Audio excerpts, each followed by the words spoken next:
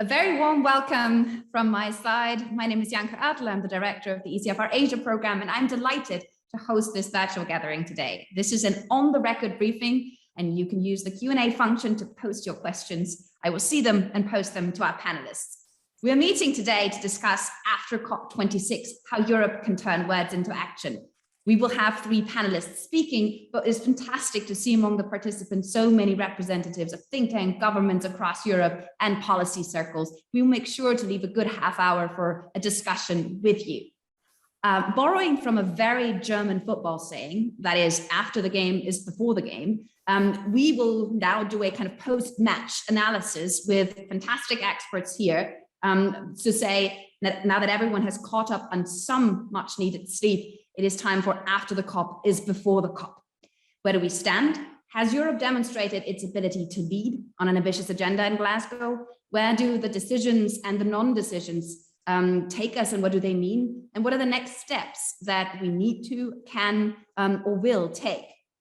We will start out our conversation with our very own Susie Dennison, Director of the European Power Programme at ECFR and co-author of the recent ECFR report, Climate of Cooperation, How the EU Can Help Deliver a Green Grand Bargain. If you haven't read it yet, you can obviously download it on our website.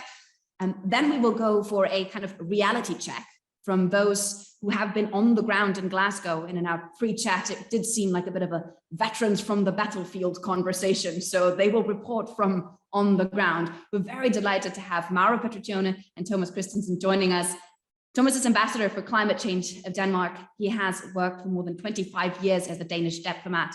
For 6 years, he was on loan to the United Nations, among others, as senior advisor for partnerships and head of the climate change support team in the executive office of UN Secretary General Ban Ki-moon, or chief advisor to the UN Secretary General's special envoys for climate action and the ocean. So I think one can rightfully say that Thomas knows everything there is to know about the intricacies of multilateral processes at virtually every level. And then we have Mauro Petriccione, who's the Director General in the Directorate General for Climate Action at the European Commission. He looks back at decades of experience at the EU level, particularly at DG Trade and particularly on China, which allows him great insights into the close linkages between climate and trade policy, but also China's role in the negotiations. And we will particularly ask him about the phase down, phase out controversy that erupted at the end of the conversations. I very much look forward to our discussion, and I would like to hand the floor to Susie to kick us off.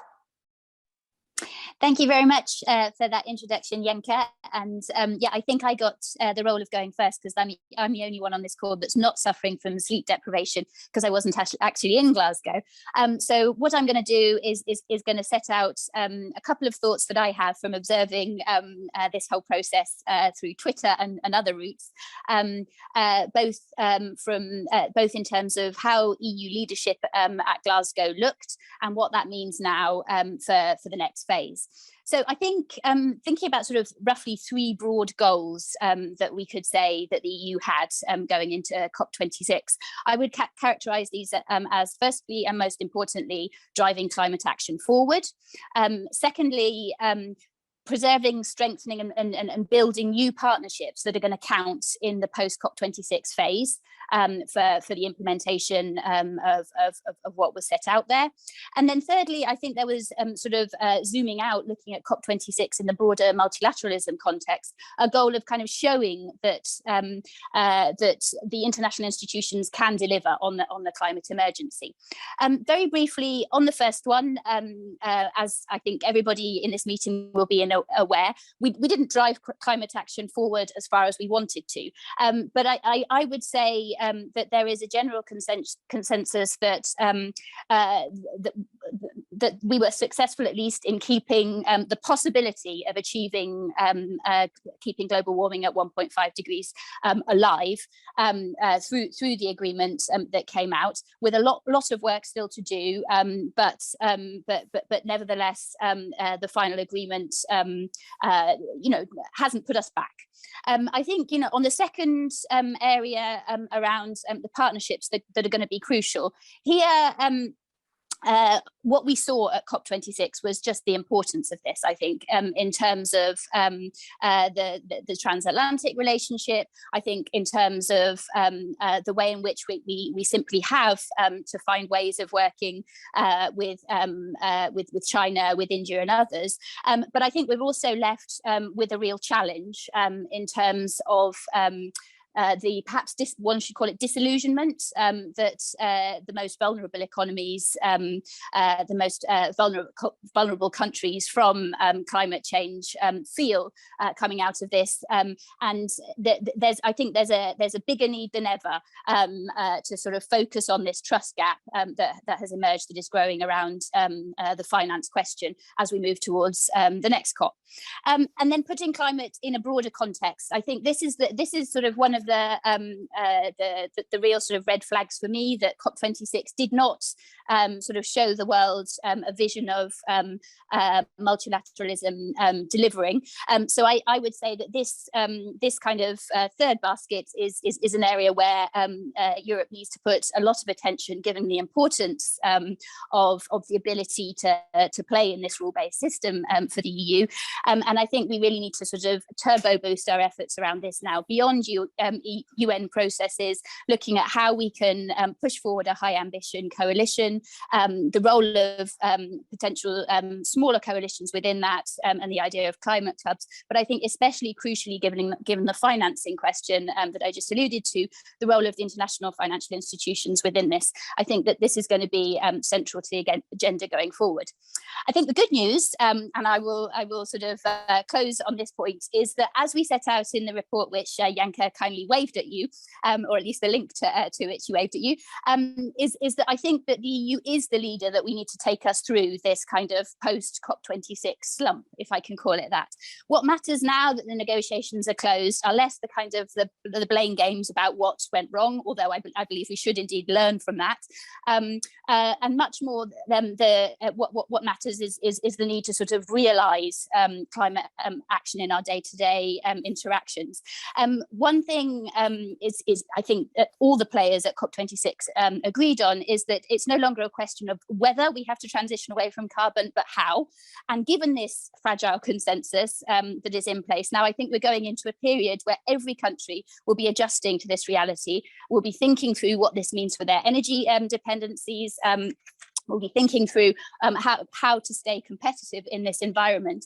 And so I think this is where the realities of the size of Europe's market, our decision to set out fastest and perhaps first exactly how we're planning to transform our economies and so on, really will come into play and come into their own. So through CBAM and other aspects of our trade relationships, we have a real opportunity to be incentivizing low carbon production in our neighborhood by broadening the definition of what energy security is, the role of clean energy within that, and building the partnerships which are needed to help neighbouring economies to build up their renewable sectors, because it's in the European interest. I think that's a critical point, will be crucial. And I think the sort of the role that Europe can play in exploring globally what market reforms are needed to incentivize this change will be important too. And then finally, through the global gateway with sufficient financing,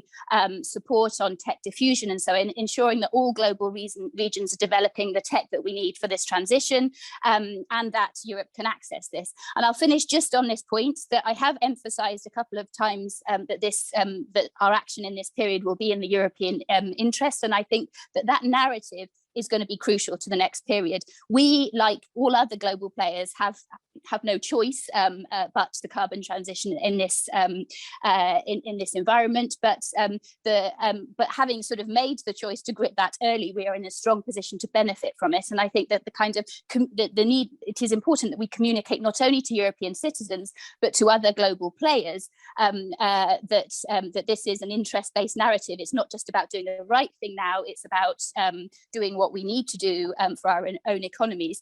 Will be important in terms of the sort of putting the dialogue on a level playing field with other developing economies. So I'll stop there. I've gone on too long. I'm really looking forward to hearing the others' reactions.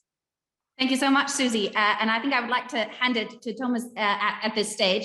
And so do you share this kind of slightly upbeat assessment that Susie is presenting to us, and which, as she said initially, may stem from the fact that she's not sleep deprived and she can look at these things from an upbeat and kind of outside perspective and saying, well, actually, we did quite well.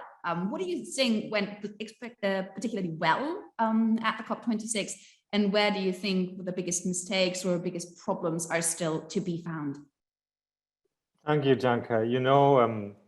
The UN Secretary General many years ago said that the UN was not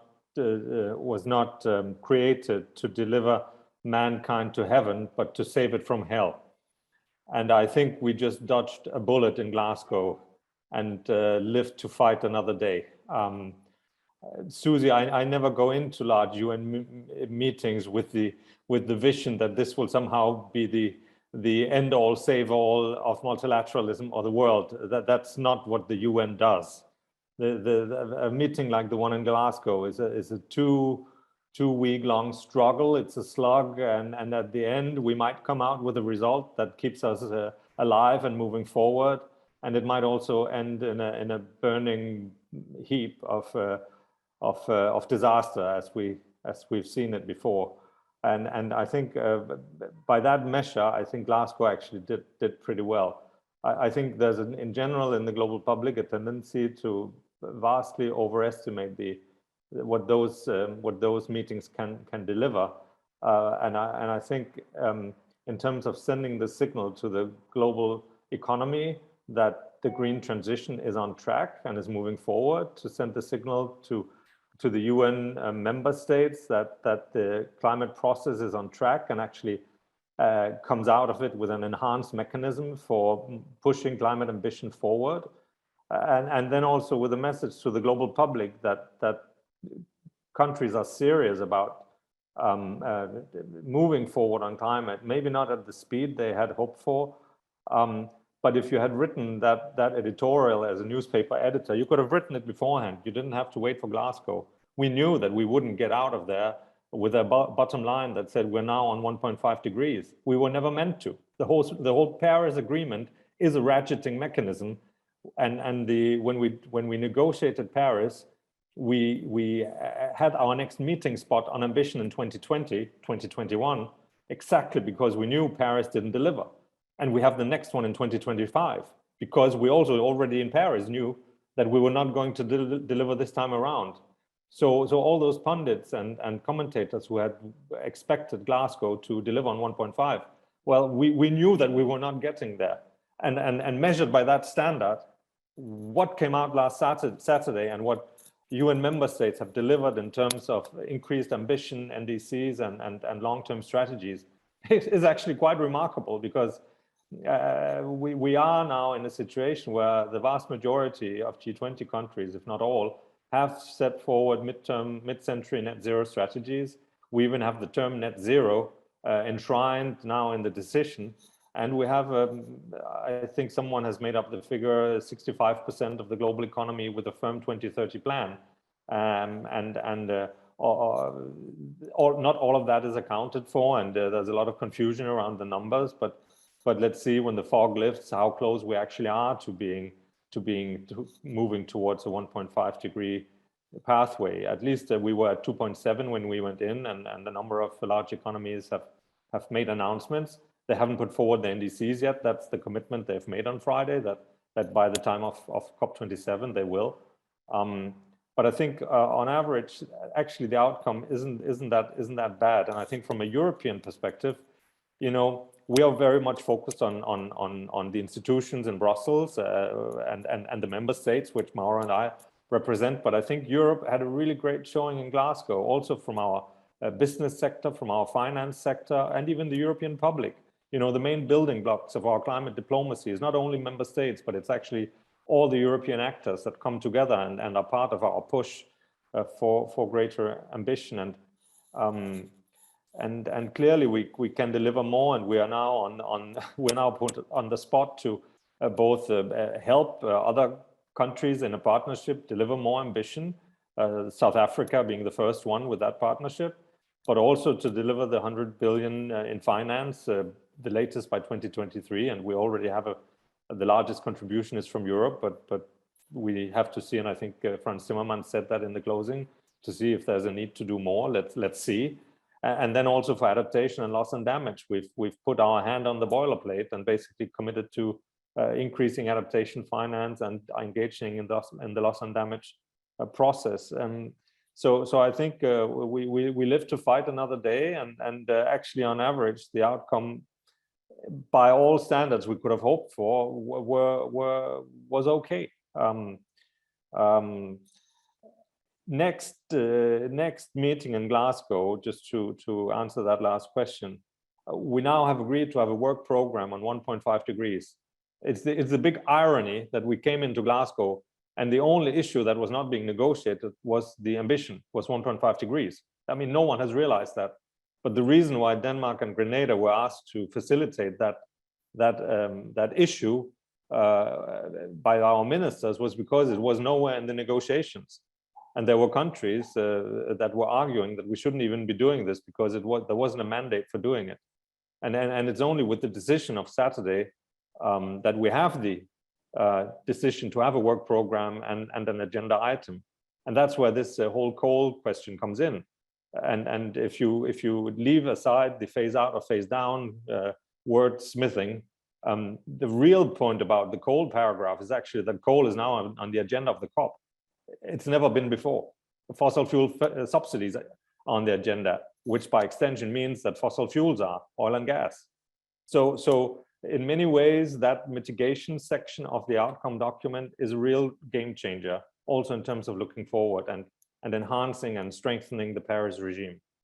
And I think that that's the real takeaway, and that's where we will have to spend considerable time in Sharm, in addition to the new negotiations on the post-2025 finance goal, the global goal on adaptation, the discussion on loss and damage, and of course, following up on all the great initiatives that were launched of sort of a plurilateral nature. I'll stop there. Sorry for being so long. No worries about it. So thank you, Thomas. And let me turn to Mauro now. Thomas, take away, we live to fight another day, but actually it's not so bad where we are. Can you share that assessment? We say, that was actually a good step forward, even if it was a baby step still. I would go a step further than that. First of all, I totally share Thomas' assessment of the overestimation of what a COP can do. I'm saying overestimation of what it can do, not what it will do. Let's be frank, let's not forget the fundamentals. Climate change is a problem that will be fixed in 3 to 5 decades if we don't stop working hard from now.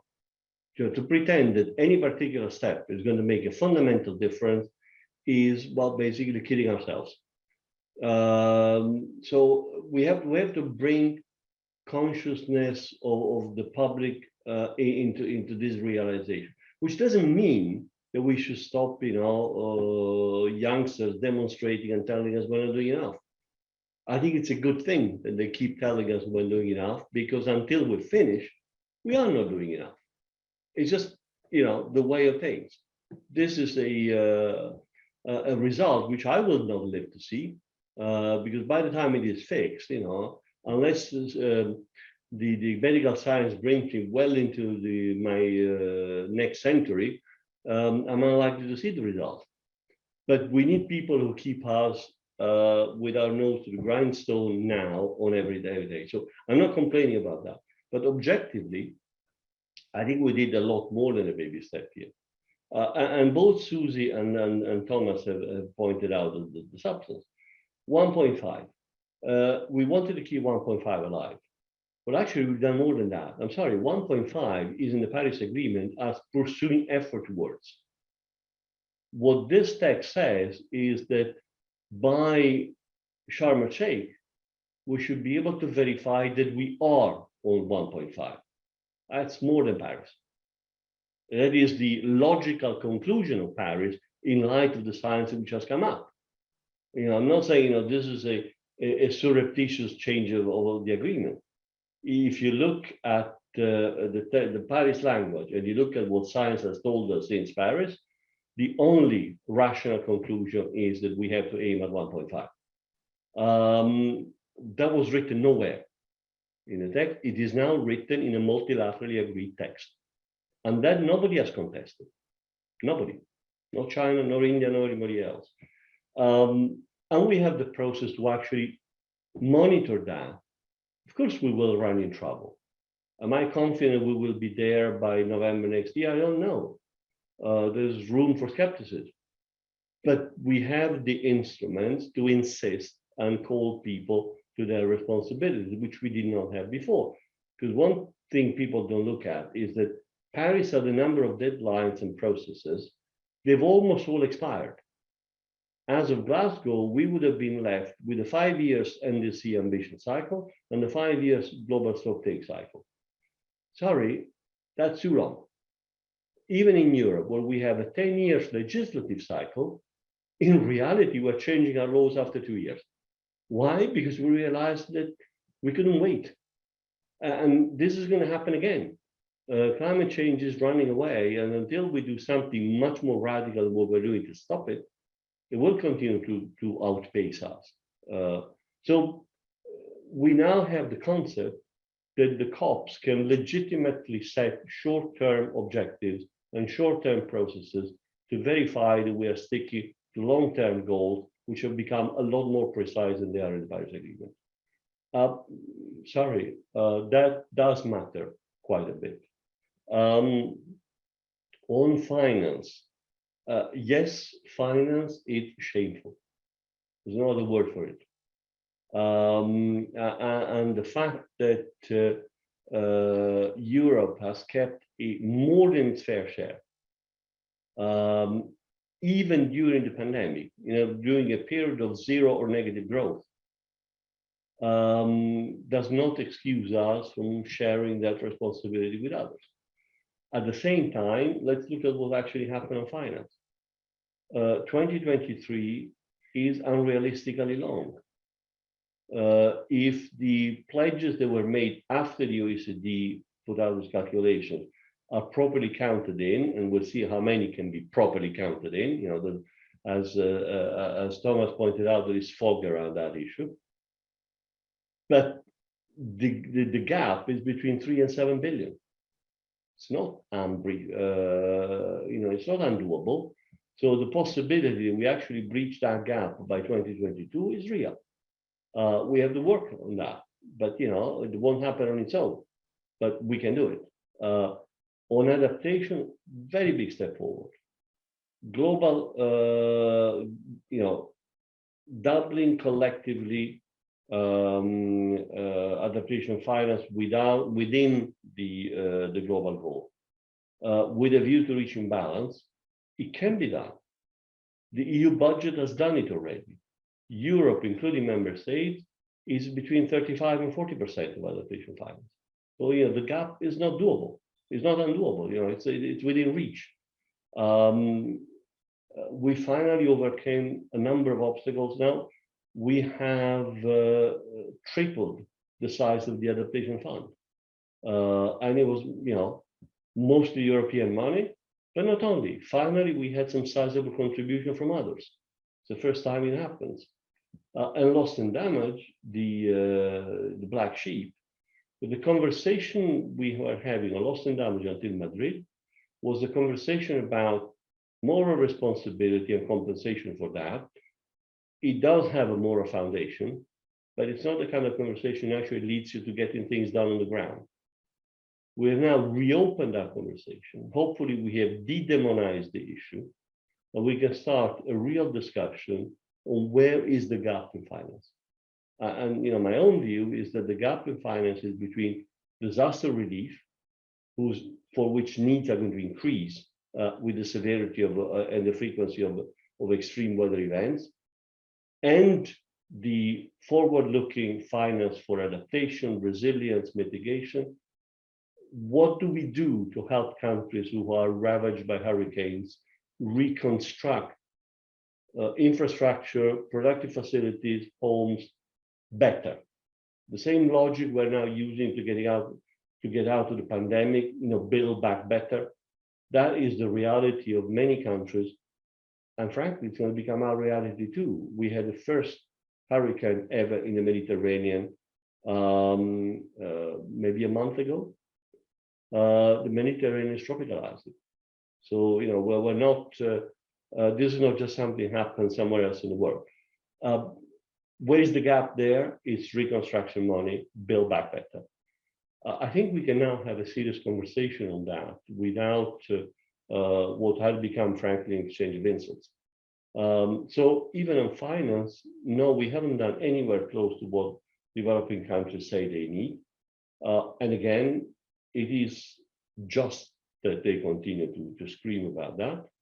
But the progress has been considerable. And in particular, we have opened avenues that were not there before. So with all the precautions that all these agreements need implementation, the proof of the pudding is in the eating, all the cliche you want to pile on them, but there is some real progress in this. And finally, all the pledges and the things that happened around the COP. I think, again, Thomas put his finger on an extremely important point. A lot more of that happened than before. And a fair amount of that is now being brought into the multilateral process. Methane is now part of the agenda. As Thomas said, coal and fossil fuel subs are now part of the agenda.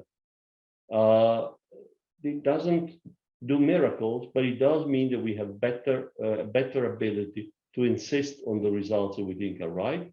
We have a better ability vis-a-vis our own constituency to go back, sorry, these are our international commitments, they're just and proper, and we have to live up to them. I think it strengthens our own position, the brick wall at our back that will prevent us from backsliding and will help us bring us on board. So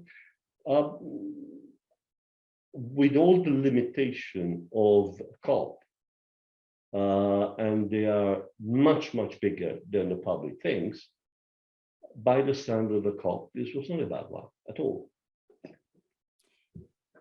Thank you, Mauro, very much. And we have a range of questions already in the Q&A box, and one of them is particularly directed at the question of, how important are the COPs any longer? Are there other formats that may deliver better results? And I would maybe even kind of to play like devil's advocate here a little bit, to turn it even further and say, does that process even matter? Are we not on track towards a kind of the markets, the economic logic, the developments within the countries, the domestic processes? Are they not going to be much more forceful in the end in providing change?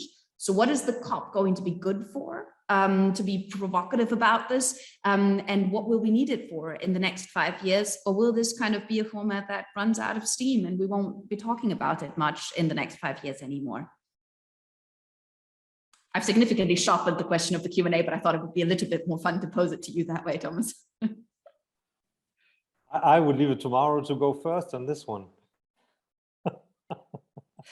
Mauro, please. No, all joking aside, the whole point about multilateralism, as I said, quoting Dag Hammarskjöld when we started, UN was not created to bring the world to heaven, but to save it from hell. I think that is also very much true for this process. We do need a global dialogue on how to proceed in tackling the climate crisis. I think what we saw when the pandemic of Corona started, the collapse of the global system, the drawbridges going up in every country on its own, even in Europe, was a horrible sight. And luckily, we soon came to our senses and started global cooperation on how to solve that pandemic issue and get the vaccines developed and rolled out. And similarly, if we were to retrench into our shell on climate, we would definitely make the problem much worse. And the real challenge, and why I fully agree with Mauro's point that this will take decades, if not more, is that what we're looking at is a fundamental transformation of the global industrial and financial system, a global energy system, the global economy. And you can only negotiate part of that at a UN table, but at least you can create a framework for a conversation on it where we don't start going to war over, say, coal emissions or carbon space or all kinds of technologies, things that mankind in the past 2,000 years of our history have fought bitterly over, including in Europe. That's why the EU was created in the first place. So I fundamentally think that we would be much worse off if we didn't have the COP process and if we didn't have a collective sense of responsibility. That also means that what was agreed on Saturday, the enhanced Paris mechanism, which Mauro described in great detail, that we actually have a trust that will to a certain degree be delivered on. There will be countries that don't come on time. There will be some who are not precise enough. We will still be haggling over all the details and it won't look pretty in the public. But at the end of the day, that's politics. Politics is a sausage factory, and it's never nice to look inside the factory and see how it's done. And here we do it at full public display, even with the cameras in the plenary during the final round. It's a very transparent process in that sense. It's like euphemism to say it's a transparent process, the sausage making, and saying we get to see all the ugly bits as well. But it's true, obviously. Mauro, would you like to add and then maybe also address the second question that was posed specifically to you, that was saying should we call out more directly countries that are not delivering? And I think that would lead us a little bit to that kind of final few hours. Should this have been called out more directly, or was the process in which it was done all right the way it was? Look, I mean, in general, apart from the fact that I totally agree with what Thomas said. So, but in the honor tradition of repeating the same thing with different words, I think we need to have a sober attitude to what we are doing. The fact that multilateralism isn't a very efficient tool doesn't mean it's not effective, and doesn't mean that we have anything better. Let us not forget that we keep talking about inclusivity, we keep talking about transparency, we keep talking about not leaving anybody behind, and then we complain that this process takes time. And that lo and behold, when we include everybody, oh my God, they don't agree with us. Well, sorry, isn't that our everyday life in our personal lives? Not everybody agrees with us. Tough luck. How do we persuade them? How do we show them that they are wrong and maybe they show us that we are wrong?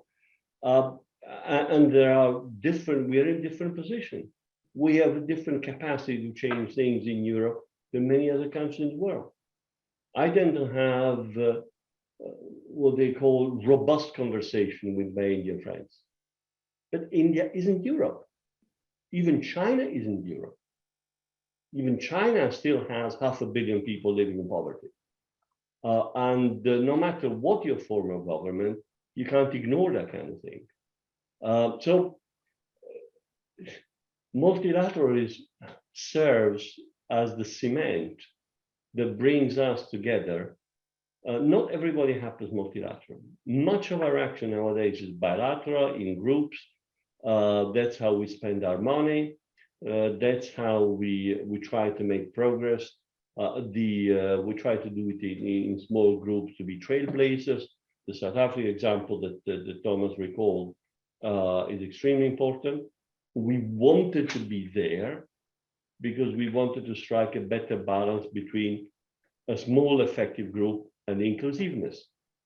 And as having the European Union there ensures greater diversity of views being brought into that debate, but the group is still compact enough that it can get things done, and then we'll be exposed to everybody's judgment. So let's not confuse the fact that multilateralism does not produce enough results fast enough and then needs to be criticized and needs to be under scrutiny with the fact that we don't have a better way to bring everybody on board and to make sure that nobody's views are ignored, whether or not we like those views. It's otherwise called democracy. Now, on the question, it's a very pertinent question, and that's why I've underlined more than once how new that process was. I mean, first of all, we have called them out. Frans Timmermans has started the trend of talking about the responsibility of major emitters.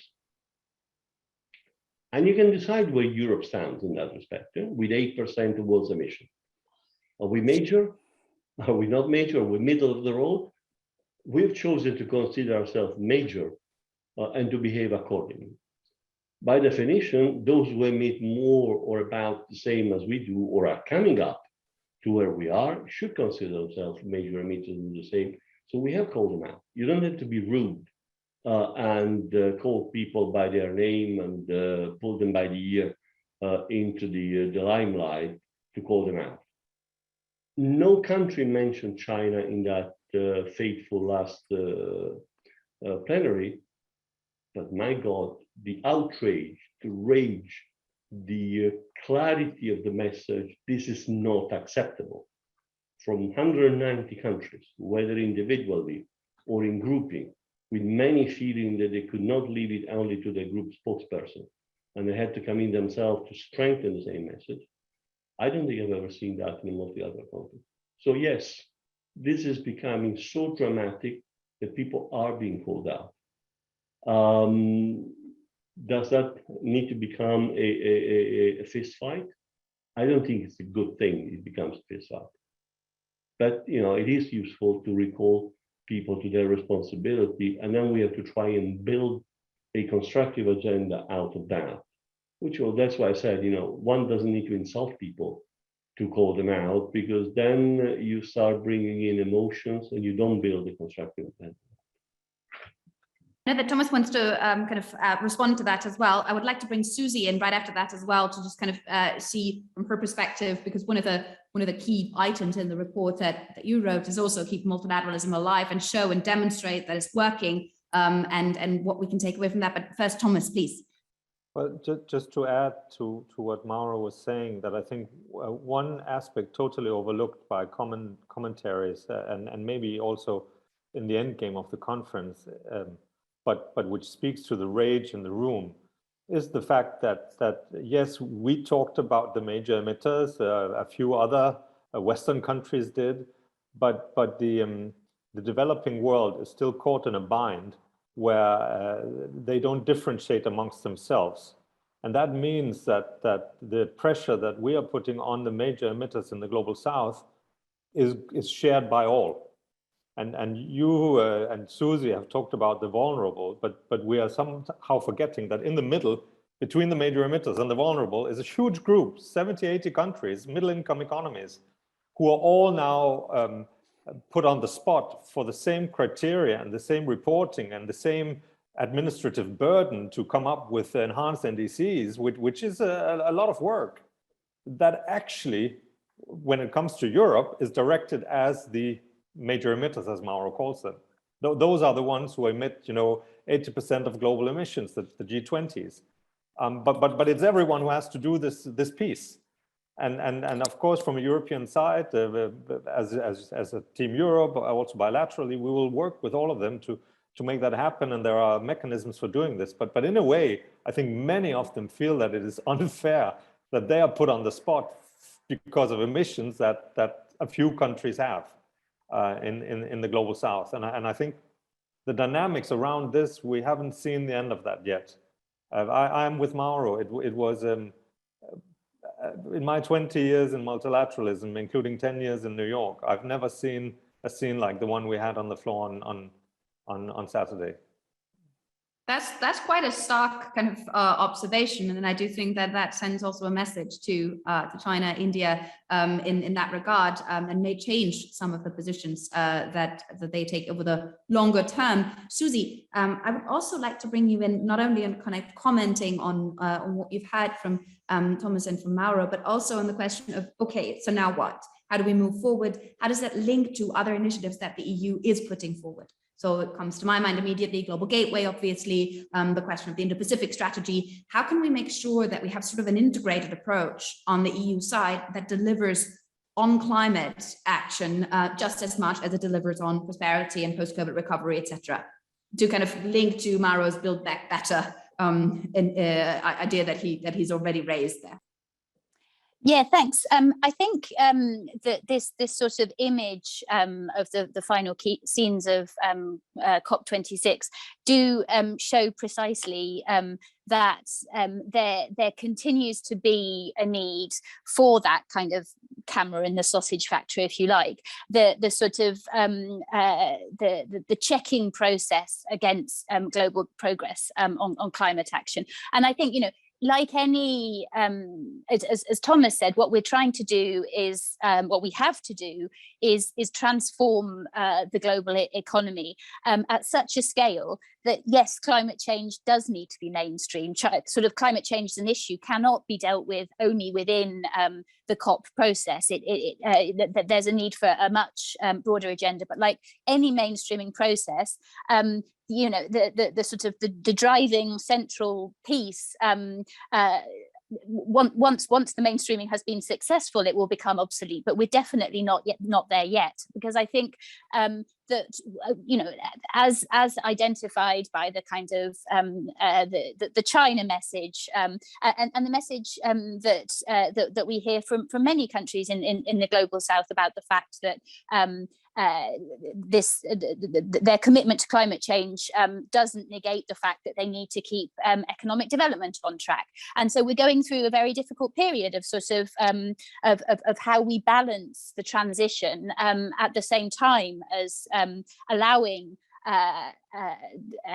the quality of life to improve, and that, so I think that what we need to ensure in taking this fragile consensus forward is that the kind of the social, economic, the prosperity dimension of the transformation of the economies happens alongside it. So COP is needed to kind of to keep the pressure on that we have to do this, but then all of the other initiatives that we've been talking about in the sort of the financial architecture matters, the sort of the strategic initiatives, you know, I don't think that there is any sort of element of this work that doesn't have a sort of a climate component now, and that's the growing reality. So yeah, I think there will unfortunately be a few more COP processes before we can call time on that. And in terms of what happens next, I think that it is precisely this process of looking at a national level at what needs to be done on climate commitments. But what I think that it will be about ensuring that all of these various initiatives that Janke you've mentioned, Global Gateway, the co-innovation on tech and so on, they sort of form part of this bigger picture, and I see sort of real potential from the fact that the EU has been sort of doing its homework on how this fits together in sort of taking us through this next period. Thank you, Susie. There are 3 more questions in the Q&A, and I would like to group them together so that we can do a round then, because the time is, as always, kind of running away quicker than we wanted to. So it would be fantastic if you could address the question of kind of the South Africa coal deal. You say that the agreement is the most impressive thing to come out of the COP26 summit. Is that the most important development to pursue, which is the role for ministries for international cooperation and development? So how to connect climate diplomacy, foreign policy, trade development cooperation in the daily administration. This question is obviously relevant for everyone who is negotiating the German government at the moment and looking at the cross-cutting issues and how they are going to be represented in the government structure. So if you have any advice on that, that'd be fantastic for everyone watching in Berlin. And then there was a comment on the question of loss and damage, whether you can kind of elaborate a little bit more further on that and how that is supposed to be done. And then we have a question here from Jakob German. Where do you see the greatest potential for COP27? That's obviously a very much looking forward question. And what is the concrete homework that Europe takes with it from the COP? I do think that this question is a good one to kind of end on as well.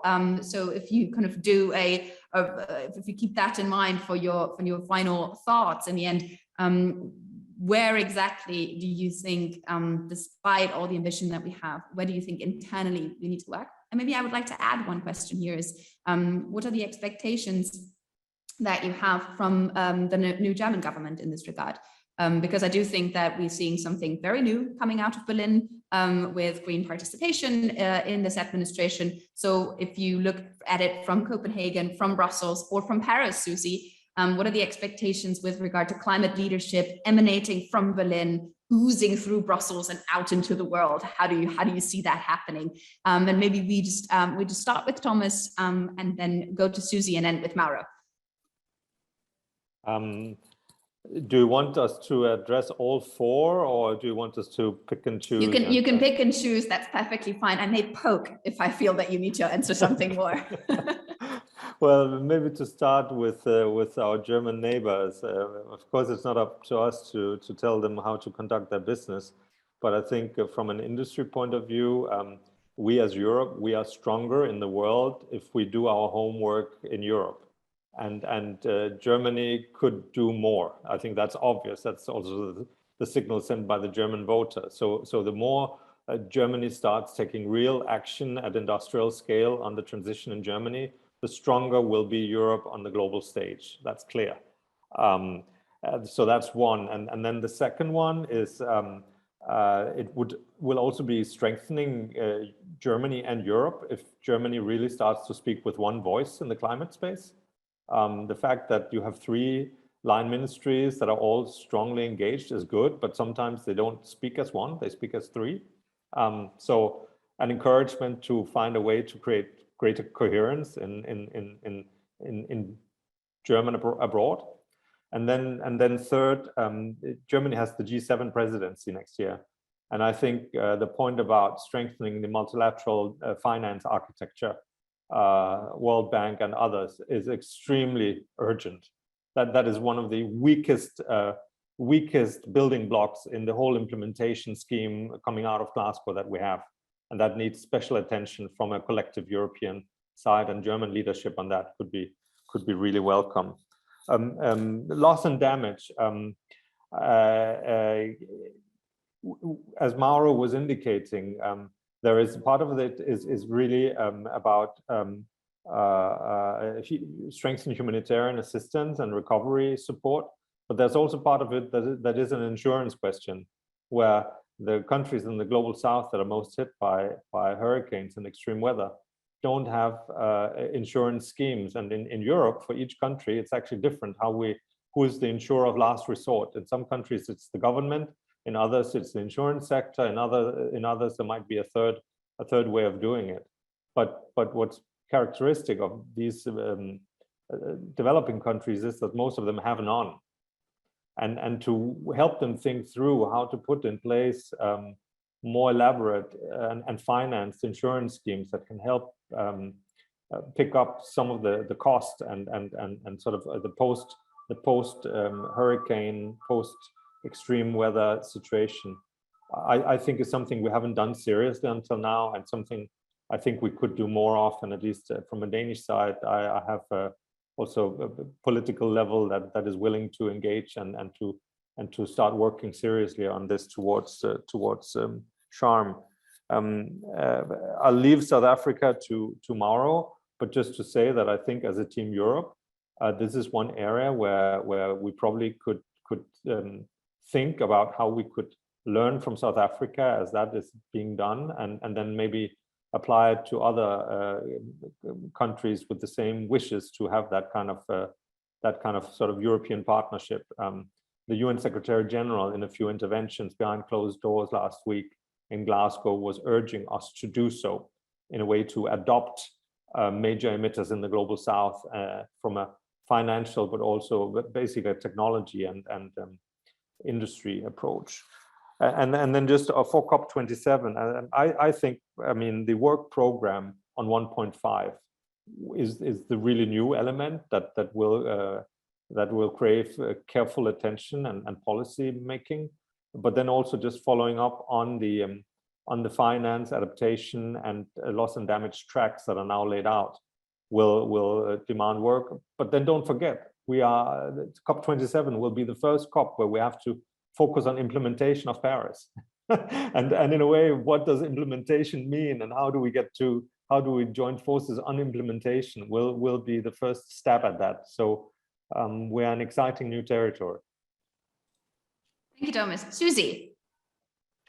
Thanks. Yeah, I'd like to sort of try and attack the COP27 question and European homework together, because I think that sort of one of the biggest pieces of homework that Europeans need to take away is actually sort of implementing the European Green Deal. I think that there's a huge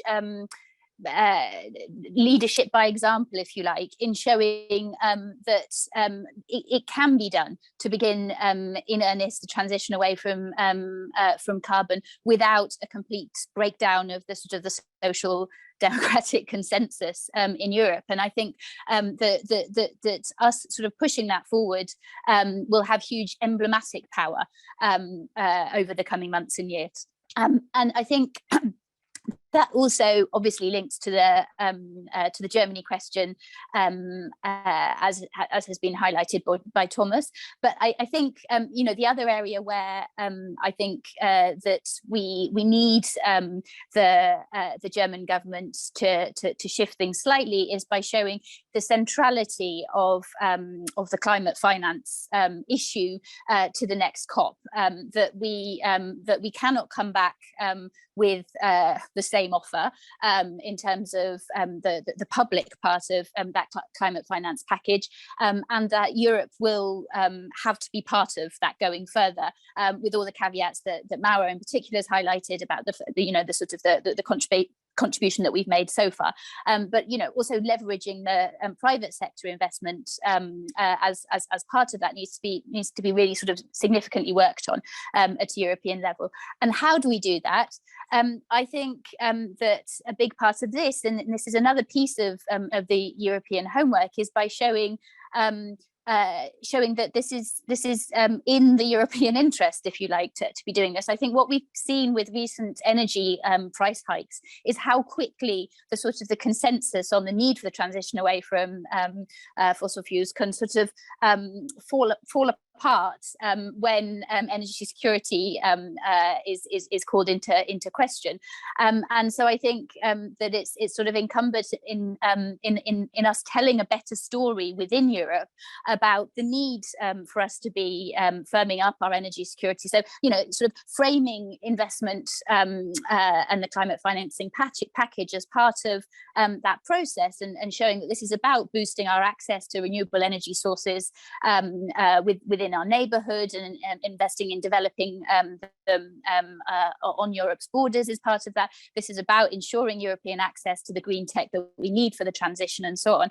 So I think that narrative is also something that we need to do for ourselves, but also for our engagement externally. Thank you, Susie. And Mauro, there was one more addition to the questions, because Thomas kindly offered South Africa to you to take care of and to tackle. The question was, could Indonesia be a follow-up country? Once the lessons are learned from South Africa, would that neatly fit into the Indo-Pacific strategy? How would that be perceived? Maybe you can add that one as well to your remarks. Thank you. Okay, but look, first of all, I hope that by now your hunger for views on the German government has been sated, because I am not going to comment on that. It's the kind of things that are particularly unadvisable for a commission official. Secondly, on the homework, very much subscribe to the way Susie has characterized it. I would simply add one thing. Europe is not only an example that it can be done, it's also a giant laboratory on how it can be done. And in the discussion we're going to have on the 50 to 55 package, we are learning, and we're going to learn things about the difficult parts of it. An open issue is just transition. When we decided, are we going to propose a radical solution to the question of emissions in the road transport and built environment sector, we had to tackle the question of energy poverty, which is not an economic issue. We have 35 million people in that situation in Europe already. At the continental scale, it's a sizable problem, but not a decisive one. from a social and political point of view, it's a gigantic issue. It's an issue of fairness, of solidarity, it's an issue of justice. And we're not doing very much to address it today. So we made a proposal, which may or may not be accepted, a proposal which would enable member states to address a problem which exists already today and avoid that the problem gets any worse through a new proposal. Will it work? I don't know. But we have put the question on the table. And I think one thing is becoming very clear in the Council is that you cannot treat this package with the usual tempting game of taking things out because they're too difficult. We have a legal obligation under the climate law. We have international commitments. You take peace out, you have to put something else in. Commission is ready to help technically, but at the moment we don't know any better than what we have proposed. So experimenting on how you do these things would strengthen our ability to discuss with other countries enormously. The South Africa initiative comes from the fact that we are tackling these problems ourselves. And we're beginning to develop ideas on how these things can be done. And some of those ideas are valid elsewhere. So don't forget this laboratory example, how do you do it in practice? For the rest, all the other questions have one element in common. The one conversation we are not having multilaterally is how is the money going to be spent? We keep talking about how much money, to whom it goes, who pays, and who spends it, what for, under what conditions, with what mechanisms for control, with what objectives in mind, what are the plans?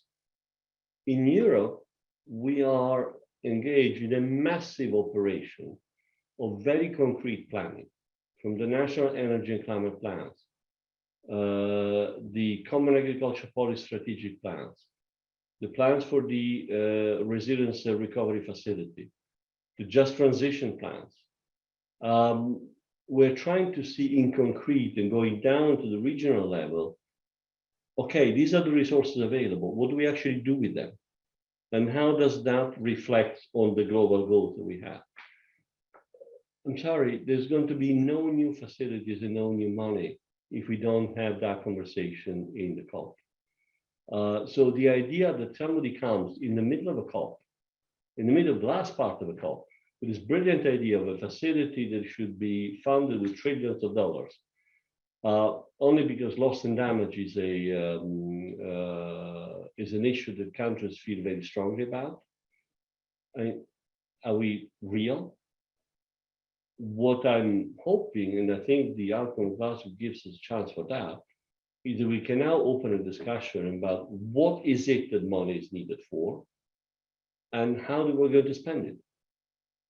Of course, we're going to talk about how much money and who pays, but that cannot be the only conversation we have. And the same goes for how the 100 billions are going to be spent, how the post-2025 goal is going to be set. Be very honest, when it comes to loss and damage and to adaptation, public finance has a prime role to play. The mitigation, we're changing the structure of our economy. We're not going to be able to change it without the commitment and the resources and the intelligence of the private sector. How I haven't heard in any COP so far a shred of a conversation about how do we use public finance to trigger private investment and to make sure the private investment, domestic and foreign, goes in the right direction instead of continuing to add to the problem. That is the conversation we're having in Europe. Everything else rotates around that in Europe. If countries are not prepared to enter into that discussion, I think, yes, we can continue to put money into adaptation, into repairing things.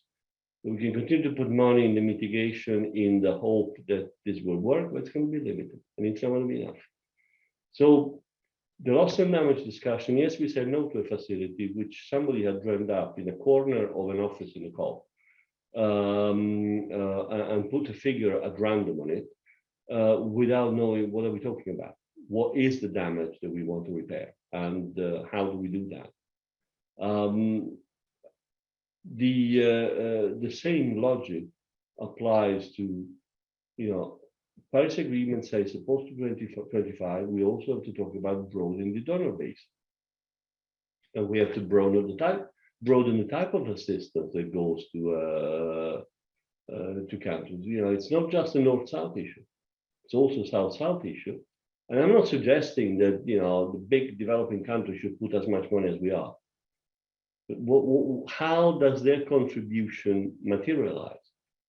And how do we all collectively work to make sure that private money goes in the right direction? That is in the Paris Agreement, and there's no conversation on that. So the South Africa thing is one attempt to work out how do you make that conversation real. Yes, we would love it to be a blueprint for how does Africa leapfrog fossil fuels, because the notion of 600 to 800 million Africans getting power to fossil fuel boggles the mind.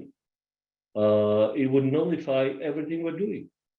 The notion of China developing the 500 million people that still are living in poverty in China through fossil fuels boggles the mind.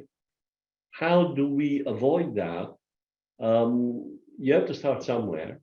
South Africa is in particularly dire need because its energy system is collapsing. They are a country which has many of the contradictions of fossil fuel, abundant coal, and at the same time, huge potential for renewables, and a very, very serious problem of just transition. How do we do that? So for me, COP27 is going to be about finance, as many said, but it's also going to be about finance for what? And that brings us into the point of the ambition and how do we link the two. So far, we have two parallel channels, and this is completely irrational. I think we need to bring together the ambition and the finance, but it cuts both ways. Thank you very much, Mauro, for this kind of comprehensive overview of what we need in terms of action, in terms of money, in terms of how money is going to be spent, but particularly, I think, your example of Europe as a laboratory and us not really knowing how to do this yet, but kind of really trying to figure it out and taking as many countries along the way with us as possible. I would like to thank both of you and Susie very, very much for your time, for being with us in the week after COP. And I hope that both of you particularly have a beautiful, wonderful, restful first post-COP weekend. It's just one more day away for you. So thank you very much for spending the time with us. Greetings to Paris, to Copenhagen, and to Brussels. And we'll hope to see all of you soon here. And thank you for joining us for this webinar.